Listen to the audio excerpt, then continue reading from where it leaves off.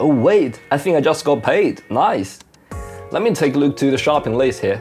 I just purchased all of them. Wait, I think I also got enough money to pay my next rental. How about I just spend some money to my games? I remember there's a quite expensive equipment I really want to purchase, but never mind. Let me borrow some money from my friends first, and life is just like this. You have to enjoy it. I was born for it, and there's no excuse by not enjoying my life.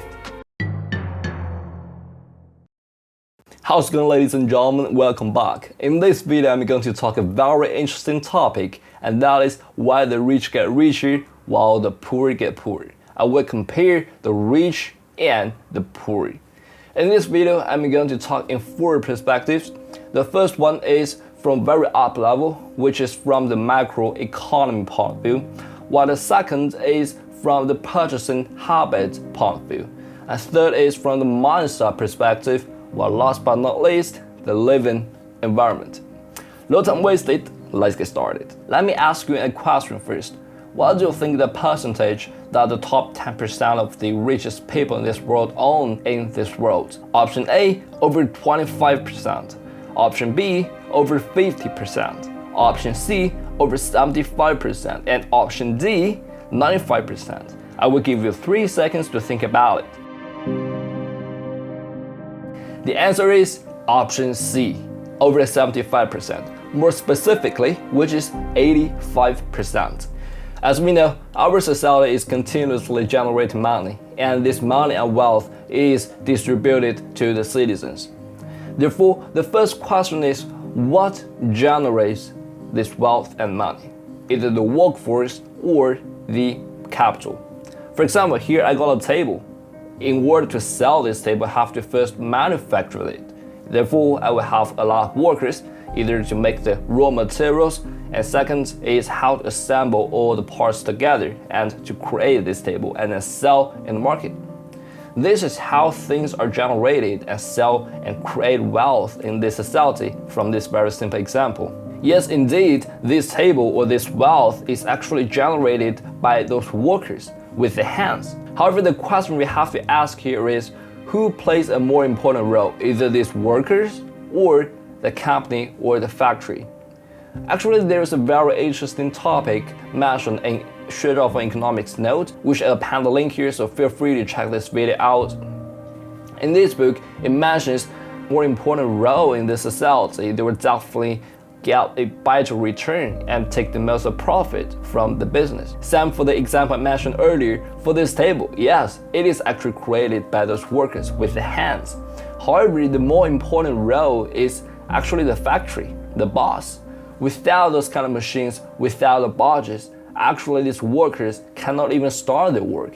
Meanwhile, if, for example, worker A, B, and C, they're not satisfied with the environment, not satisfied with the salary, they can definitely go away, and more people, other people, they will replace their work. Therefore, the more important role in this example here is the company instead of the workers.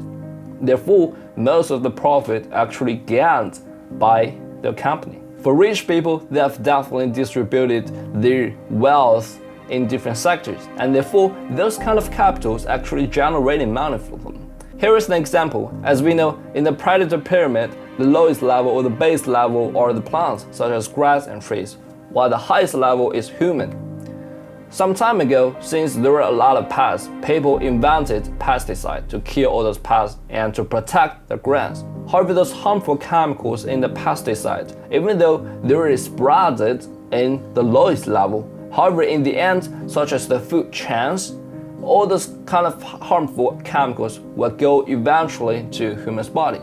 And same situation here, just like the COVID-19, the government printed out a lot of money to support all the citizens in the United States. Each citizen will receive a 1.6 grand note from the government. It seems it's quite fair since everybody received the same amount from the government. That's pretty cool. However, here is just the same procedure to spread the pesticide in those plants. Even though, yeah, everyone seems to be equal, however, in the end, the money will eventually flow to the top level in the pyramid, which is the most wealthy capitalist in the society. Therefore, why poor people are really hard to get rich? It's not just because they're not diligent enough or smart enough, but they just don't have so much capital invested. Money can generate money much easier than your diligent work. Therefore, also remember, if you want to get rich, try to accumulate as much wealth as possible, and that can definitely help you. Probably, my last point about economy is not that easy to control by individuals. Therefore, in the following points, I'm going to talk something that for us as an individual can control.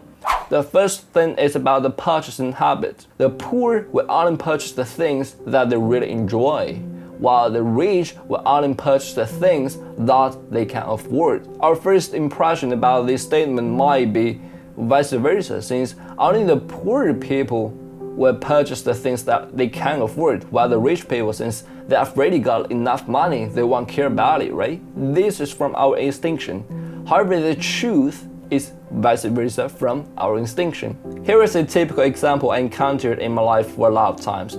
When my friends were moving to different places, they would just throw out a lot of things that I've bought previously. Most of them are quite unnecessary. However, those of the things are not that expensive sometimes, probably from $50 to $100 per item. However, if you combine all of them together, that is a lot of money.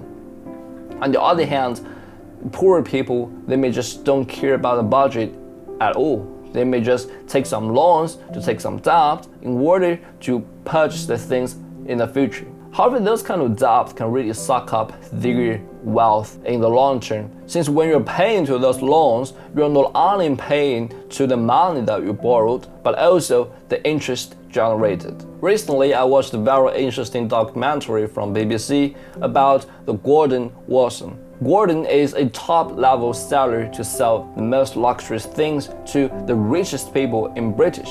And a very interesting thing I figured from those richest people is they're quite caring about budget. Probably for them, they're like billionaires and even multi-billionaires.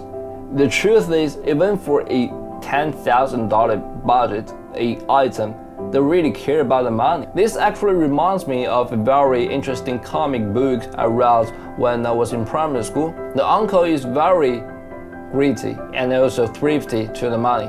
Even though he has a huge vault for gold coins, he will only pay very little coins to his nephew, even though he has spent a lot of work to make those money. Next, let's jump into mindset. Mindset is a very long journey story. This can't be sculptured in just 1 year or 1 month. However, it is over a long time to train how to think. Mindset is a very huge topic. However, in this video, I won't talk into very details. I just want to mention one thing that appeared in the book called The Poor Dad and the Rich Dad. When the poor dad and rich dad teach their children, they would teach them in different ways. For example, for something that either the poor and the rich dad cannot afford, how different would they teach their children? The poor dad would say, okay, this thing we just can't afford it. Let's go to the next shop. However, the poor dad will teach them, okay, even though we cannot afford it for now, how can we make it affordable in the future? As we can tell from this story, the poor dad is stating a conclusion, while the rich dad is teaching a method. This is also called growth mindset. Growth mindset won't limit your capabilities over time. Instead, it is assuming that you can always grow and make things better, and therefore, over time, you can achieve something much more significant and magnificent. This is the whole point of mindset. The last point I would like to mention here is about living environment. This is another thing that you just can't control yourself. For example, when some people that were born, probably they have already been richer than you after decades of hard work. For example, when you are finding the property to purchase, probably another newborn baby, he owned a castle, and every day you are suffer from the trance to go to work and back home, probably they have few helicopters at home, and every day they're just traveling in the sky. For the rich people, they're definitely living in a better environment. On the other hand, they're also easier to get a better chance. There are two examples I would like to mention here. First is about the show called Shark Tank. Shark Tank is quite famous. Basically, there are a lot of big tycoons standing there and a lot of entrepreneurs. They would introduce their business and get the funds from those tycoons. Here's a very interesting thing from a lot of videos I saw previously. A lot of entrepreneurs, they would rather choose Mark Cuban as their potential investor. So what's the reason here? The reason is actually very simple, since Mark Cuban is the richest among those sharks. And people would always find the richest guy, since the rich people, they have more opportunities. For the entrepreneurs and the companies, the most valuable thing is opportunity. They're seeking the market shares, and they're always seeking for someone that can open the door for them, the Pandora box for them, in order to go into the market. Another example in contrast is about Yuri Miner. This name is a little bit hard to pronounce for me, since this is a Russian name. He's an entrepreneur for investment.